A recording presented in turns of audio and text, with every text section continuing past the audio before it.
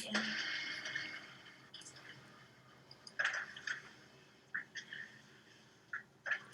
Entonces ya estábamos con esto, ¿de acuerdo? Acuérdense que a los 40 minutos esto nos va a sacar, se vuelven a reconectar y a las 12:30, hasta donde lleguemos a las 12:30, pues ahí les dejo, ahí lo dejamos, ¿de acuerdo? Entonces ya habíamos avanzado en esta parte, estábamos viendo pues la función y para qué sirve, ¿no? Aquí incluso decían que era un cerebro y la parte de la mitocondria, ¿de acuerdo? Entonces, chicos, vamos a platicar acerca de lo que es la respiración celular. Prácticamente, chicos, la respiración celular es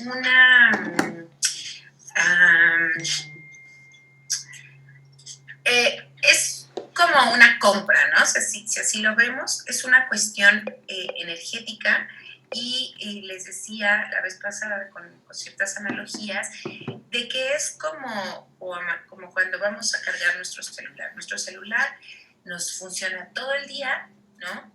Claro, depende del uso que le demos, que es lo mismo, por ejemplo, cuando las personas hacen ejercicio, desde luego necesitan cargar de una forma más constante su energía, ¿de acuerdo?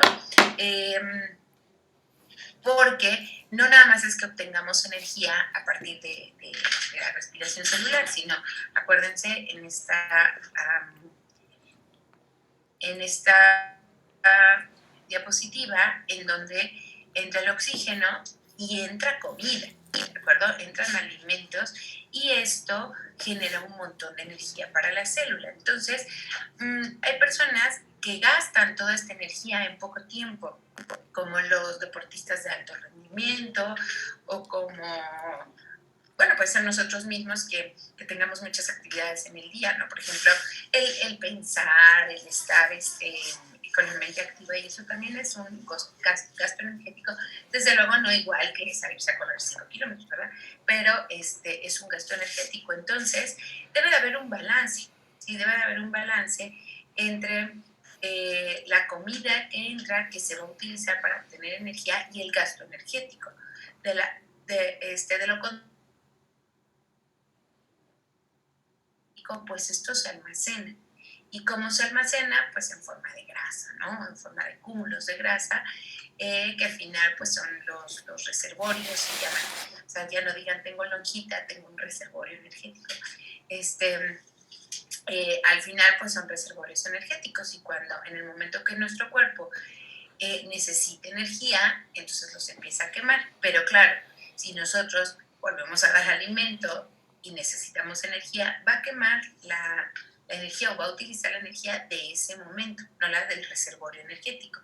Eso, como su nombre lo dice, es una reserva en caso de que la necesite. Por ejemplo, ahorita en invierno, bueno, es que es otoño, pero pues ya se siente como un invierno, nuestro cuerpo quema un poquito más de energía para mantener el calor corporal, ¿no? Entonces, quemamos un poquito sentados, quemamos más energía ahorita que hace frío que cuando hace calor, ¿no? Porque tenemos que mantener el cuerpo a la misma temperatura de siempre. Entonces, es como un trueque, ¿no? Entonces, lo que ocurre en la respiración es un trueque que la importancia de la respiración es generar esta energía. ¿Cómo se genera esta energía? Pues en forma de ATP, ¿de acuerdo? Entonces, esto que vemos aquí, que ustedes dicen que es como un cerebro, es en realidad la mitocondria. Y esto que se ve acá, esto que está todo aquí como de beigecito o amarillo muy claro, es el citoplasma. Entonces, ocurre en dos lugares la respiración. La respiración celular inicia cuando inicia con la glicólisis. La glicólisis o glucólisis también es la quema de las moléculas de glucosa, que viene siendo el carbohidrato que utilizamos para generar energía. Es decir, todo lo que nosotros consumimos como carbohidrato lo desbaratamos o lo hidrolizamos hasta llegar a la molécula de glucosa, y la glucosa es la que va a entrar a la respiración celular. ¿De acuerdo? Este proceso de la glucólisis, cuando vean ustedes representado así varias flechitas, es que son varios pasos, ¿de acuerdo?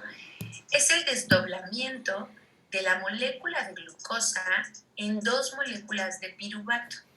Todas estas son moléculas carbonadas, ¿no? La glucosa pues es un carbohidrato, tiene carbohidrato, tienen carbono, hidrógeno y oxígeno en diferentes proporciones, y solo es la transformación, poco a poco, son las etapas de la transformación de la glucosa hasta llegar a piruvato.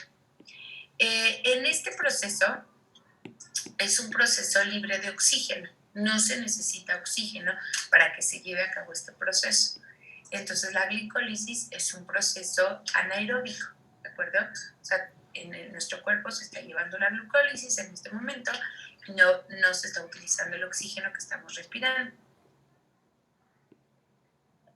¿Dónde se lleva a cabo este proceso? En el citosol. ¿Y cuál es el gasto,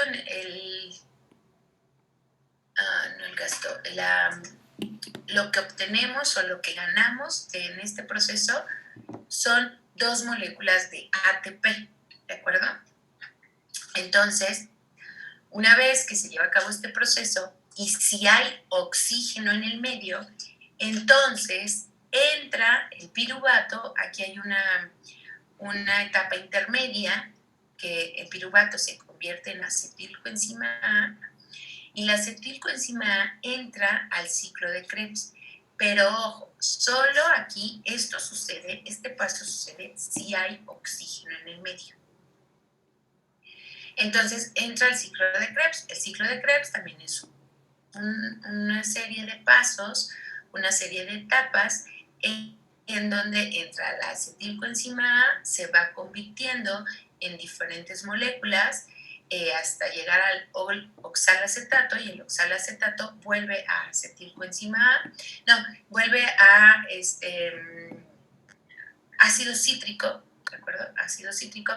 De hecho, el ciclo de Krebs también es conocido como el ciclo del ácido cítrico. Y en este ciclo volvemos a ganar dos moléculas de ATP. En realidad se ganan, o sea, en el proceso son 4, pero se ocupan 2, y entonces como valores netos, estos ya son valores netos, obtenemos 2 moléculas de ATP. Sin embargo, obtenemos más cosas, obtenemos una serie de liberación de electrones cuando se están desdoblando las moléculas. Se van desdoblando las moléculas o se van convirtiendo de una molécula a otra y se van liberando electrones. Esa liberación de electrones es sumamente importante porque se va a llevar a cabo, se van a ir todos esos electrones, se los van a llevar unas moléculas que son acarreadoras de electrones, que son NAD y FAD. Esas acarreadoras de electrones se llevan todos esos electrones a algo que se llama cadena transportadora de electrones, y ahí ocurren puras reacciones de óxido-reducción. Es la cadena de oxidación fosforilativa, y ahí se obtiene la mayor ganancia energética. Se obtienen 34 ATPs, ¿de acuerdo? ¿Dudas hasta aquí? Es algo de una forma muy general, ahorita lo vamos a ir viendo un poquito más por etapas, pero ¿dudas?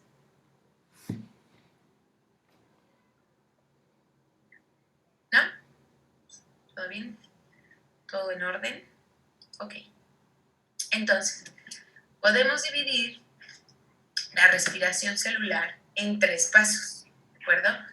La glucólisis, que se lleva a cabo en el citoplasma, y es la etapa en donde la glucosa pasa a piruvato, y en una etapa intermedia el piruvato pasa a acetilcoenzima A. En la etapa 2 tenemos el ciclo de Krebs, en donde ocurre esto en la matriz mitocondrial, es decir, dentro de la mitocondria, y lo que hace es convertir el acetilcoenzima A, y hay algunos subproductos como CO2, agua y ATP, que son 2 moléculas de ATP. Y la tercera etapa es la cadena de fosforilación oxidativa, que ocurre también dentro de la mitocondria, específicamente en la membrana interna, que es, ¿se acuerdan que les decía por qué es importante que tenga muchas crestas? O sea, que esté como muy así la membrana, que se vea pues tal cual como el cerebro, así. Porque ahí ocurre la fosforilación oxidativa. Entonces, entre más espacio tenga, más área tenga, más más ¿cómo se dice? Más intercambio energético hay, ¿de acuerdo? Y aquí se lleva una transferencia de energía a ATP, es decir, los electrones son convertidos en ATP y aquí se obtiene la mayor cantidad de energía, ¿de acuerdo? ¿Dudas hasta aquí?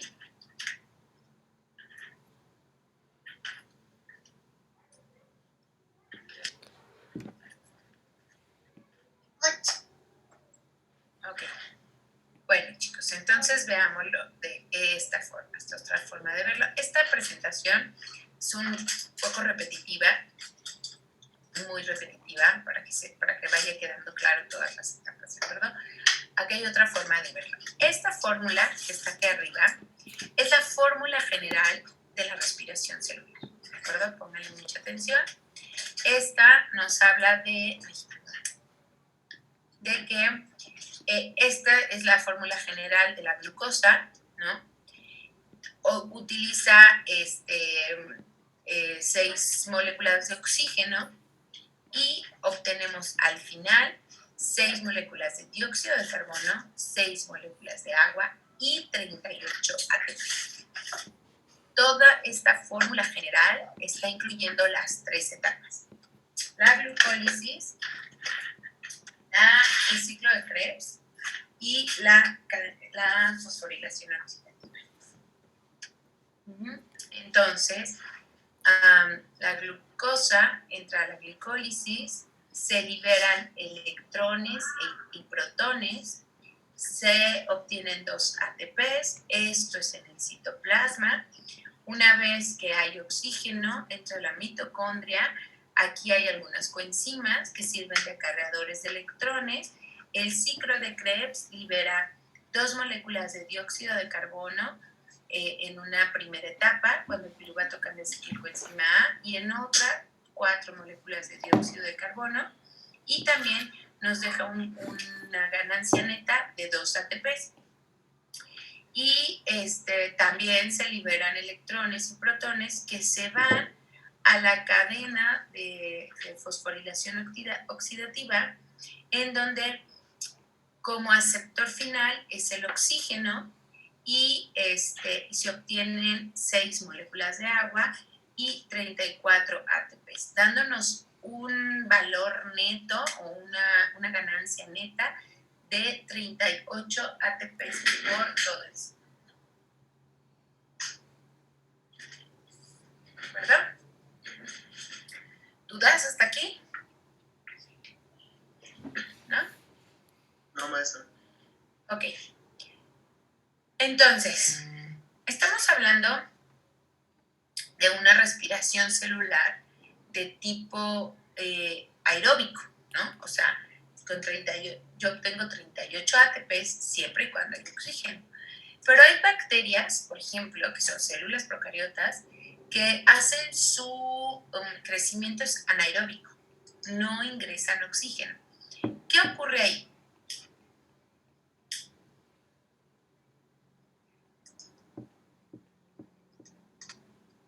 ¿Qué ocurre ahí, chicos?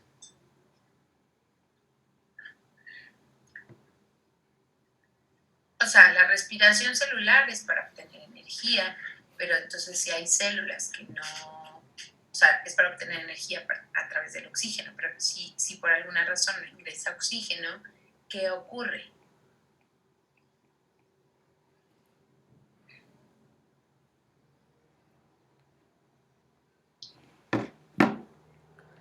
No los escucho, chicos, ¿están ahí? ¿Están en clase? ¿Qué ocurre?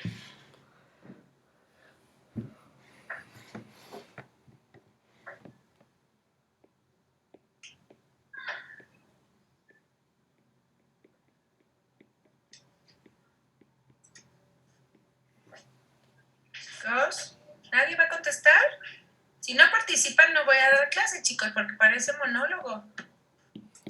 Participen, o sea, lo que se les ocurre, necesito que participen. ¿Qué se les ocurre? ¿Qué pasa? Si no entra oxígeno a la célula y no se puede llevar a cabo el ciclo de Krebs, ¿qué pasa?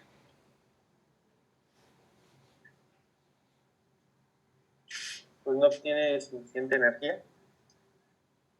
No tiene suficiente energía y entonces, ¿qué pasa si no hay energía? ¿Se mueren las células?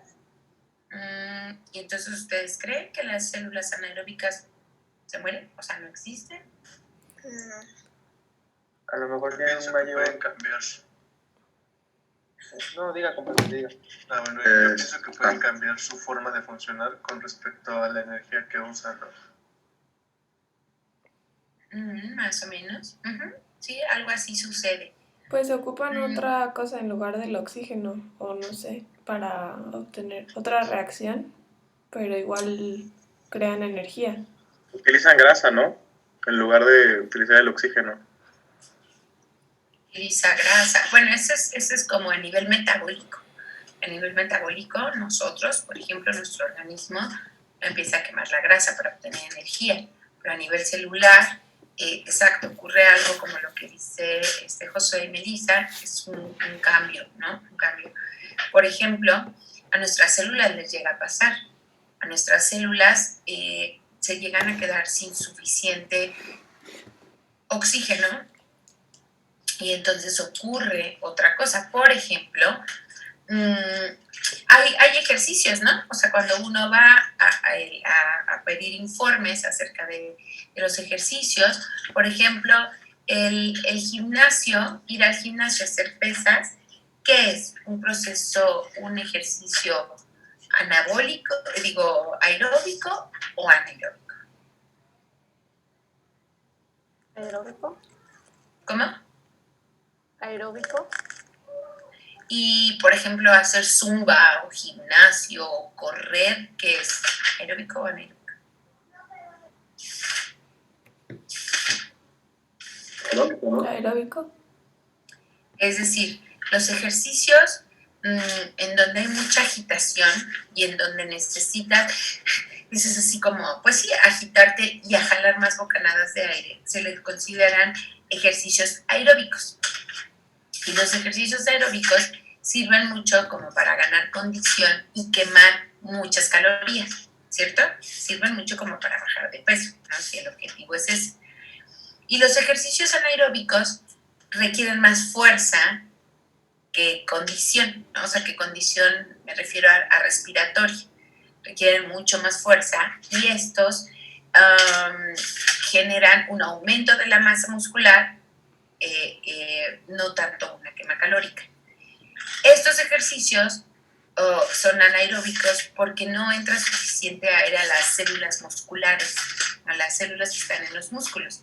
Y entonces, ¿qué pasa si tienen 3 años que no hacen nada de ejercicio y lo más pesado que llegan a cargar es su taza de café? Y de pronto un día deciden cambiar y se van al gimnasio. Y claro, como dicen, pues estoy súper joven, o sea, yo aguanto un chorro, ¿no? Se ponen a cargar un montón de peso. ¿Qué les pasa al otro día? Te desmayas. Te duele todo el cuerpo. Pues, te duele. Te duele. ¿Y qué es lo que te duele? Los músculos. Donde prácticamente hiciste esfuerzo. ¿Por qué duelen? Porque se usa. Según yo, es por la falta de ácido láctico. Más bien se segrega, ¿no? Al revés. Láctico. Al revés. La producción de ácido láctico, chicos, es un metabolismo secundario o una ruta secundaria que adopta la célula cuando no hay suficiente oxígeno. El problema es que como producto final es lactato y el lactato se acumula dentro del músculo o dentro de las articulaciones, se acumula y duele porque el lactato tiende a cristalizarse, se pone duro, tiende a formar cristales. Entonces, eso es lo que nos duele, ¿no? En lugar de ser como reabsorbido, se pone duro y entonces esa es la parte que nos duele. Conforme uno va generando condición, la célula se va aclimatando y entonces empieza a no producir tanto lactato, entonces ya no se nos acumula, ¿de acuerdo? Porque va generando esa condición. Entonces, en efecto, la respuesta a mi pregunta inicial es qué pasa con las células que son anaeróbicas. En efecto, crean una opción secundaria. Por ejemplo, todas las células bacterianas que no son aeróbicas generan una fermentación, producen una fermentación y hay varios tipos de fermentación. Entonces, apúntenle por ahí, de tarea, van a investigar cuántos tipos de fermentación existen.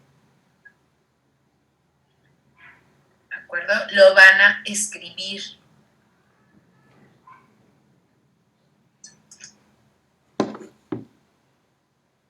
Y desde luego, ¿en qué consiste cada uno?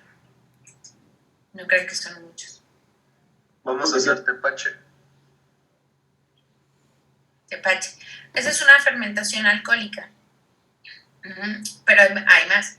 Hay fermentación cítrica, hay fermentación alcohólica, está la del ácido láctico, hay más.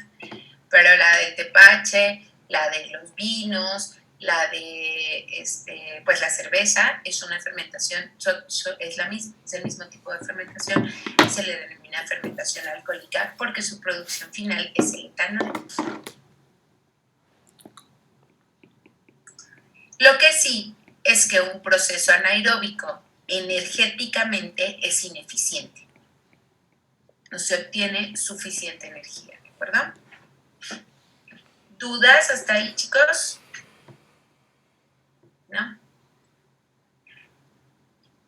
Bueno, entonces hablemos de la glucólisis, ¿de acuerdo? Vamos a bloquear esta parte. Ya dijimos, la glucólisis se da en el citosol, entonces, o en el citoplasma. Y la glucólisis es un proceso, chicos. Les decía la clase pasada que ustedes ya tienen la fortuna que dentro de su programa van a llevar bioquímica. Y en bioquímica estos pasos los van a ver como mucho más del lado bio, no desde luego del lado bioquímico, cuál es el gasto, cuál es la entrada, cuál es la salida, cuál es la transformación.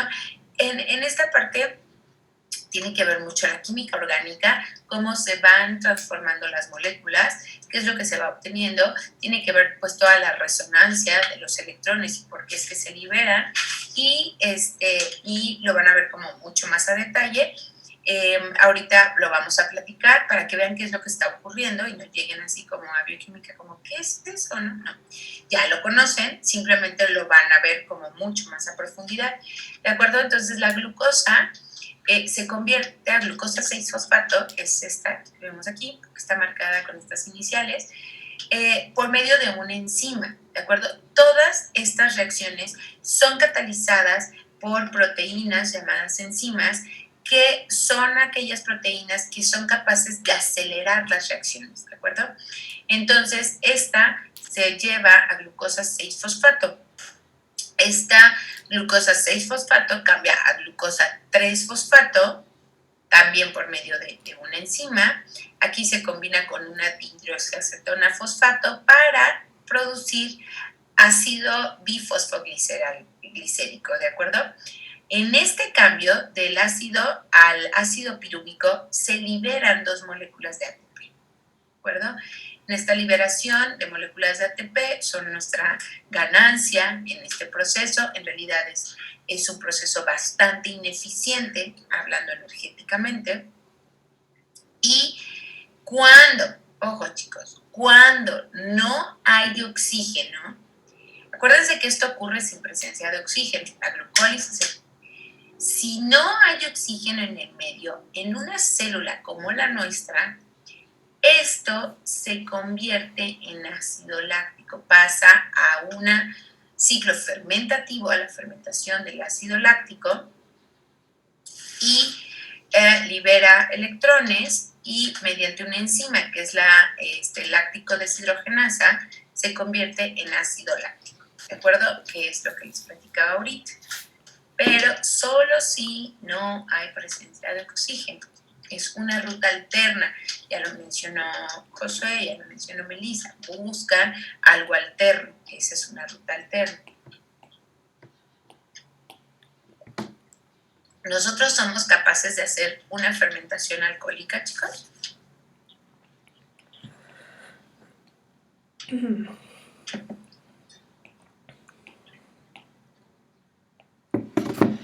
Piensa. Afuera sí, de manera interna, no sé. O sea, nuestras células son capaces de hacer una fermentación alcohólica, cambiar el metabolismo, hacer una fermentación alcohólica.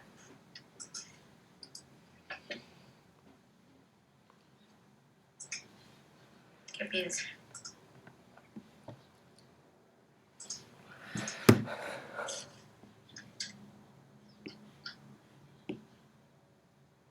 ¿Qué creen?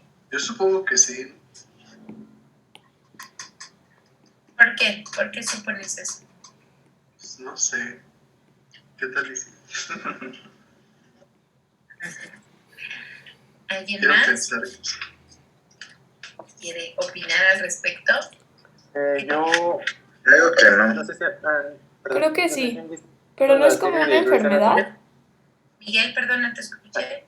Que si, bueno, en la serie de Grey's Anatomy, ahí sale un señor que le hacían un estudio de sangre para ver si había tomado alcohol y se supone que sí, pero, o sea, no era porque había tomado, sino porque su propio cuerpo lo producía, entonces no sé si sí o si. O sea, dígame a mí.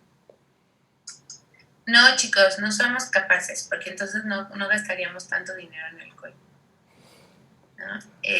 Nuestras células no son capaces de hacer una fermentación alcohólica. Nuestras células son capaces de hacer una fermentación del ácido láctico, pero alcohólica no. ¿De acuerdo? La industria del alcohol no tendría tanto éxito, ¿no? como lo tiene ahora. Hay células como Saccharomyces cerevisiae, que es la que se utiliza para generar la cerveza. Hay otras como Simomonas mobilis, que sirve para generar algunos vinos. Esta célula se ponen en contacto con altas cantidades de carbohidratos, puede ser azúcar, puede ser diferentes carbohidratos, y entonces empiezan a hacer una fermentación, y es una fermentación alcohólica. Desde luego, las debes de llevar a condiciones de cierto estrés para que tomen esa ruta metabólica y entonces empiezan a producir el etanol. Nosotros por nuestra parte no lo podemos hacer. Lo mismo ocurre con el tepache, por ejemplo. ¿Qué se hace para hacer tepache?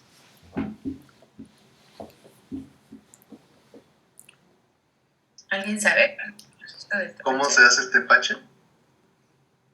Ajá. Bueno, yo lo hice una vez en la prepa para un experimento igual de ¿Cómo se hace? energía y me acuerdo que le echábamos piloncillo, la pura cáscara de la piña, se hervía todo eso, no me acuerdo qué más le echábamos, pero el chiste es que lo tuvimos que dejar reposar como una semana para que se hiciera el proceso de fermentación. Sí, tapado. Pero si lo hierven, entonces le echaron alguna levadura o algo, o... Es lo que no me acuerdo. Sí, es lo que por eso te pregunté si tapado.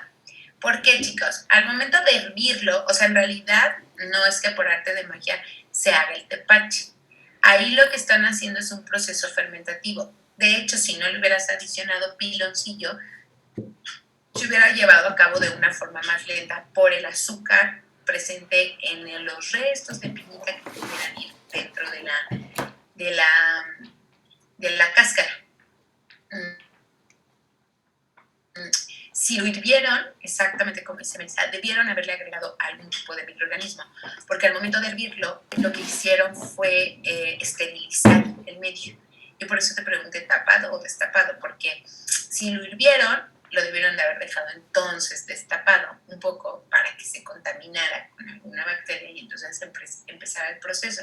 Si no, seguramente le adicionaron algún tipo de levadura y entonces es un proceso mucho más limpio, ¿no? Mucho más higiénico, hablando, porque eliminaste todo lo demás y nada más te aseguras que una sola bacteria esté haciendo el proceso fermentativo.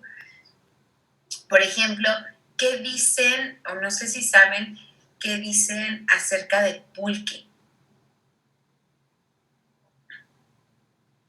De la forma artesanal de hacer el pulque, espero que ya no sea la de ahora, pero que se hacía antes. ¿Saben? Entonces la segunda tarea es hacer tepache. Sí, van a hacer tepache. Prefiero que hagan el tepache, que se pongan a hacer cerveza. Pero de hecho el tepache, si ustedes lo dejan mucho tiempo, si el proceso fermentativo queda mucho tiempo, puede ir aumentando los grados de alcohol. O sea, el tepache es una bebida alcohólica. ¿Mandé? De aquí a Navidad, ¿no? Y acá bien ticuliches ustedes de Navidad. Es que la maestra de biología nos dejó.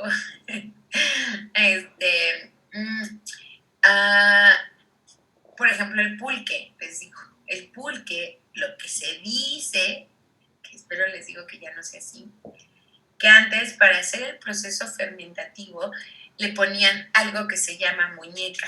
¿Saben qué es eso?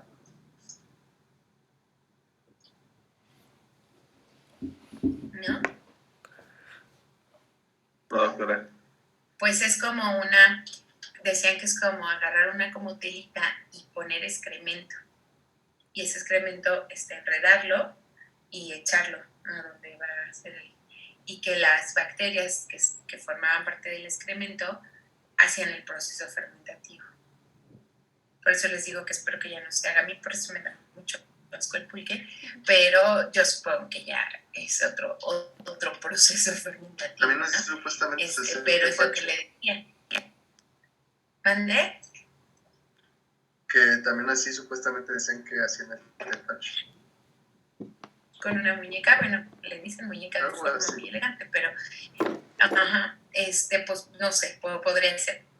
Pero a lo mejor antes, pues obviamente ahorita podemos comprar la levadura, ¿no? O les decía, la cáscara de la piña, si la dejas un poco al medio ambiente, pues ¿qué pasa con todo lo que dejamos al aire libre que no metemos al refrigerador? Empieza un proceso fermentativo, o sea, nosotros decimos echa a perder, pero en realidad es un proceso fermentativo natural por las bacterias que llegan a la superficie de las cosas, ¿no? Y entonces ocurre un proceso fermentativo normal. Entonces, son diferentes procesos fermentativos, ¿de acuerdo? Por ejemplo, está el del ácido cítrico, también lo llevan a cabo algunas bacterias y se obtiene ácido cítrico, ¿no? Entonces, bueno, vamos a seguir con esto. Entonces, la glucólisis, chicos, involucra el rompimiento de la molécula de glucosa, que es una molécula de 6 carbonos, ¿de acuerdo? Esta molécula llega hasta el ácido pirúvico. El ácido pirúvico es una molécula de 3 carbonos. Por lo tanto, por una molécula de glucosa se producen 2 moléculas de ácido pirúvico. Es un proceso totalmente anaerobio, en ninguno de los pasos requiere de oxígeno y se lleva a cabo dentro del citoplasma de la célula. ¿Sí estamos ahí con eso todavía? Okay.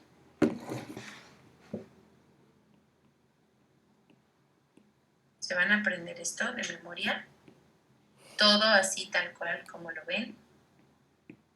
Esta es la glicólisis. No es cierto, no se lo van a aprender. Lo que sí es importante, al menos no ahorita, a lo mejor en bioquímica sí los pongan a aprendérselos, pero ahorita no. Lo que sí es bien importante, chicos, es que al menos para esta clase sepan que la glucólisis genera iones hidrógeno, que son protones, y electrones libres. Y estos iones hidrógenos y electrones libres no es que se liberen al ambiente y ya ahí se queden o ya no se ocupan. Son luego agarrados por unas moléculas que se les denomina coenzimas o acarreadores. Son agarrados por estas moléculas, que estas se llaman NAD, es niacin, adenosin, algo, no sé qué, tiene el nombre súper largo, lo revisamos bien, y se convierte en NAD, ¿no? Más el protón. Esta molécula es una molécula que lleva cargando un protón, pero no lo va a tener cargado todo el tiempo, o sea, su función es llevarlo de un lado a otro, ¿no? Es como un transporte de electrones, es el transporte escolar de los electrones, los saca de un lado y los lleva a otro, ¿de acuerdo? Y ahí los deposita. Entonces es bien importante todos estos iones que se liberan dentro de la glucólisis.